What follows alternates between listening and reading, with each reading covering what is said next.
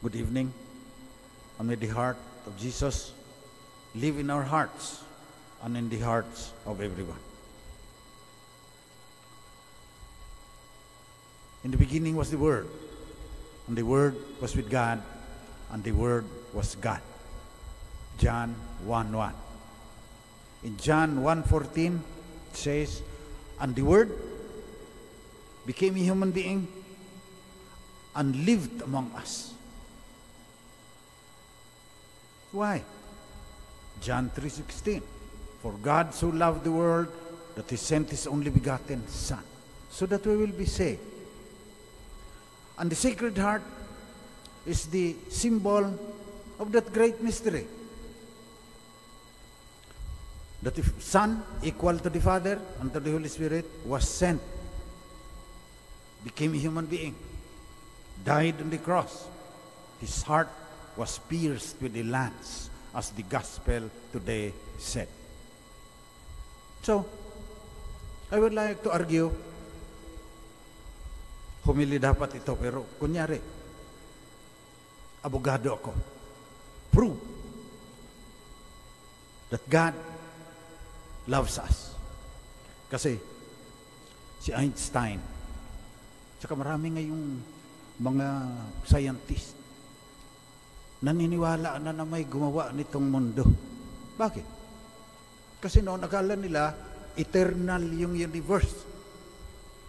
Ay sa kanilang calculation, may simula 13.78 billion years ago. Lahat naniniwala sila dyan dahil calculation eh. Ngayon, nothing happens without a cause. So may cause siya. Yung 2 trillion galaxies na may billions upon billions of stars, kasi napakalaki ng mga galaxy na yan, pati yung ating Milky Way galaxy with 400 billion stars. Okay? So may simula. In the beginning, God created the heavens and the earth. Bereshit bara Elohim sa Hebrew. Unang phrase sa Genesis yan.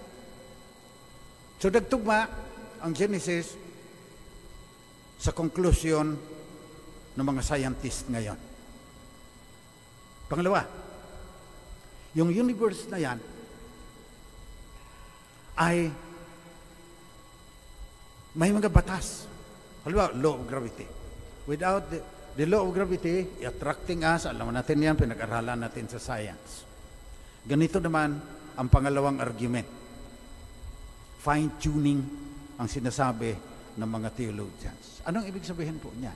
Itong gravity, tanggalan mo ng 0.000, 100. Dagdag mo sa force of gravity o minus mo yung 0.0001, walang universe. Ang ibig sabihin, napakaganda ng balance ng universe, kagaya ng balance dito sa ating earth, na kung malayo-layo tayo o lumapit tayo sa sun, wala tayo. Pangalawang argument yan. Ang pangatlong argument, kung bakit may Diyos, parang may patutunguhan daw yung universe, sabi ng mga scientist. Kasi simula, mga electrons lang yan. Tapos naging molecule. Tapos naging one-celled organism. Tinuro din sa atin yan. Parang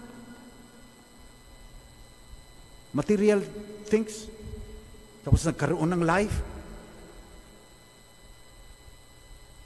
Tapos nagkaroon ng sense, yung mga aso, mga hayop. Tapos tayo, andyan tayo, may intellect and will. Parang gumaganya. Parang may patutunguhan.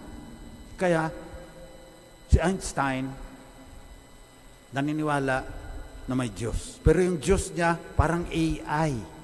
Napakatalino, tapos makapangyarihan, siya gumawa nito, pero does not care about us. Babalik tayo sa Sacred Heart. Naniniwala sila. All-knowing, all-powerful, does not love us. Anong klase namang Diyos yan kung hindi tayo mahal? mas talo pa natin siya. Ang Diyos, kung hindi siya pagmamahal, symbolized by the Sacred Heart, talo ng isang ina na nagbabalasakit dahil sa pagmamahal. Kung AI lang yung Diyos na infinite, talo siya ng isang ina. Talo siya ng isang ama na nagpakamatay sa bataan para lalaya ang buong bansa. Talo siya ng mga doktor, mga nurses, mga taga-hospital na namatay sa COVID, pag-aalaga ng ibang tao dahil sa pagmamahal. Kaya sabi ng Panginoon sa unang pagbasa, ako, hindi kagaya nyo. I am God, and not a human being. The Holy One present among you. Hindi ko kayo pababayaan. Magka-cancer man kayo, may plano ako sa inyo. Pagtaksilan man kayo nung nagmamahal sa inyo, may plano ako sa inyo. Trust me. Bakit tayo nagtatrust sa Kanya? Kasi hinayaan niya dahil sa Kanyang pagmamahal sa atin na tuhugin ng sibat yung puso ng Kanya anak. So ganun yun. Pagtingin mo sa universe, maraming arguments. 3 lang yung binigay ko sa inyo dahil 30 taon kong tinuro sa seminaryo yan eh. Tignan din natin yung ating sarili. Nababanggit ko na. Nasa ating DNA ng ang pagkauhaw at bukas sa kawalang hanggan. Ganyan tayo. Anong pangalan ng mga scientists sa DNA na yan? Vesicular monoamine transporter 2. Makes us open to transcendence. Kaya, 99% ng mga tao naniniwala na may infinite. Nasa ating kaliit-liitang himaymay ng ating pagkatao nakalagay dyan para maging bukas tayo sa kawalang hanggan. Kaya sabi ni Saint Augustine, you have made us for yourself, O Lord, and our hearts are restless until they rest in you. So, you should be rooted, sabi ni Saint Paul, and grounded in the love of Christ, so that you will have the strength to understand the breadth and length and height and the depth of the love of Christ, a love which surpasses knowledge. Sa ating, sabi din ng mga neuroscientists, sa ating brain, mayroong area dyan, sa ventromedial cortex, naghahanap ng kahulugan. We need a reason to live, a sense of purpose. And if we do not find a reason to live, some people will find a reason to die. Yung ibang mga duwag, yan, tuloy-tuloy lang sila, kakain, matulog, naghihintay na lang na pumanaw. We need a reason to live, otherwise we will find a reason to die.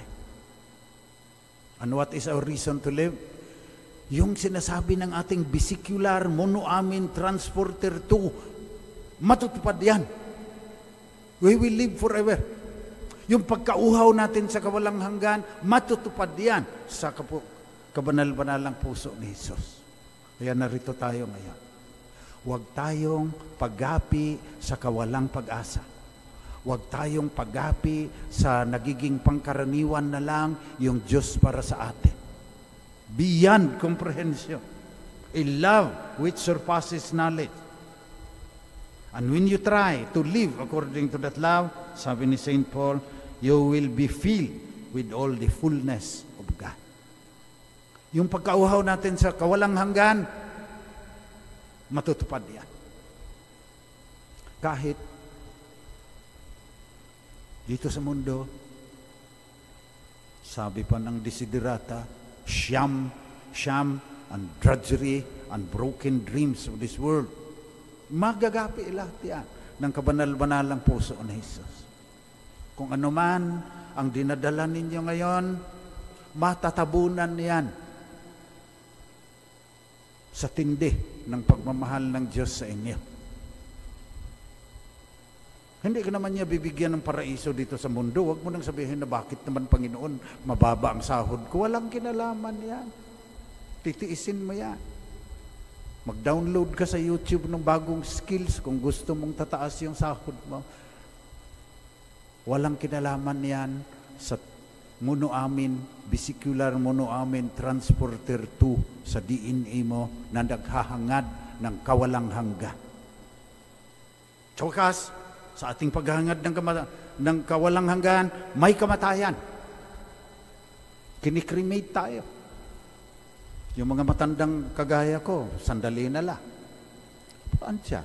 Naghahangad ka ng kawalang hanggan, tapos may kamatayan. May sinasabi din ang Sacred Heart dyan. Na ikaw, yung sukatan ng iyong tadhana, ay hindi yung alikabok. Pag na-cremate ka, alikabok, may mga buto-buto yan nakikita ko yan kasi pumupunta kami sa crematorium Ikaw yan. Kaunting alikabok. May mga buto-buto. Minsan, ginigiling pa yan kung gusto mo talagang maging pinong-pino ka. Hindi yan ang sukatan. Hindi yan ang pangwakas mong tadhana. Our measure is not dust enough to fill a small urn. As we celebrate the solemnity of the most sacred heart of Jesus as the symbol of God's love for us, we proclaim that our measure is Christ, unbroken, everlasting.